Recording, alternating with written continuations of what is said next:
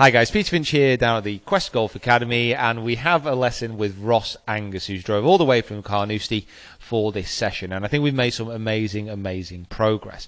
Now Ross is a 5 handicapper up at Monifieth, and he's been playing at a very similar level for a long time, and he wants to make that jump. He wants to get down to scratch, and there's a couple of things that are happening within his swing which cause some problem shots, so a big pull, and then also a bit of a slice with the driver.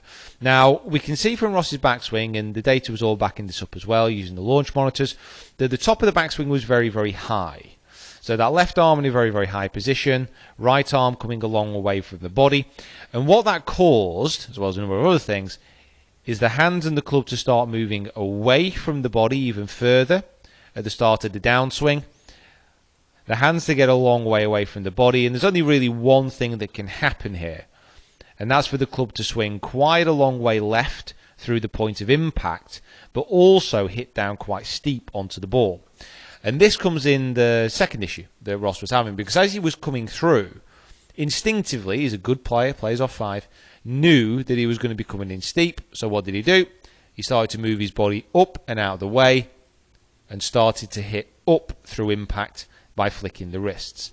Now this was causing a very high ball flight. The misses were a long way off to the left hand side, and as he got up to the driver, he started to go off to the right. So we got Ross doing a few things which felt very weird indeed.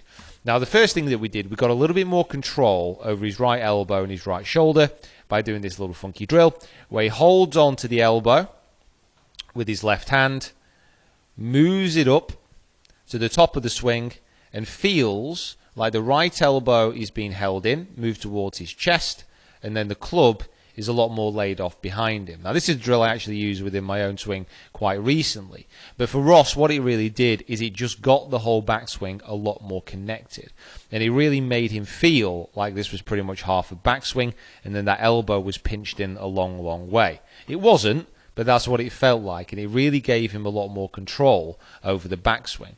And then what we also did to try and get him moving that lower half a little bit quicker through and actually get it moving more laterally to try and get the path a little bit more on a neutral position, so not so much from the outside, is we did this kick-in drill. So that right foot is held in a roll position, and then as he was moving through the ball, we just got Ross to feel like he was flattening the shaft out behind him and continuing to move that right foot. And as far as the impact position goes, that was looking really good.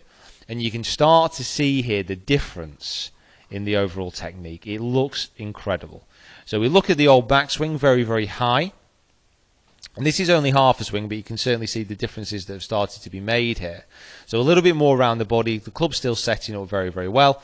And you can see if Ross was to turn up to a full backswing position here, how everything would be a lot more tight and a lot more connected. Now, whereas before the hands went out, the right foot came up, and the body started to stand, just look at the difference here that we got Ross doing. So we got him to feel like he was continuing to roll the foot, and then he was rolling and laying that shaft out a long way behind him. And just look at the difference as he moves into his downswing here. So that little bit of a flattening of the shaft angle starts to come through his right forearm. You can see how much closer the hands and the arms are to the body, and then he started to move through into impact, maintaining that posture much better. Now these were only little drills with the wedges. We had some fuller swings as well, but overall some massive changes here, and a good way to get control over the movements coming into impact and starting to get that shaft a little bit flatter and those hands a little bit closer to the body during that downswing. So overall, Ross, really good stuff. Fantastic to meet you today as well, buddy. Thank you for coming down such a long way. It's been an absolute privilege to have you here. Keep me up to date with how you're getting on. Guys, comment below. Let me know what you think about the video and Ross's swing and the changes that have been made.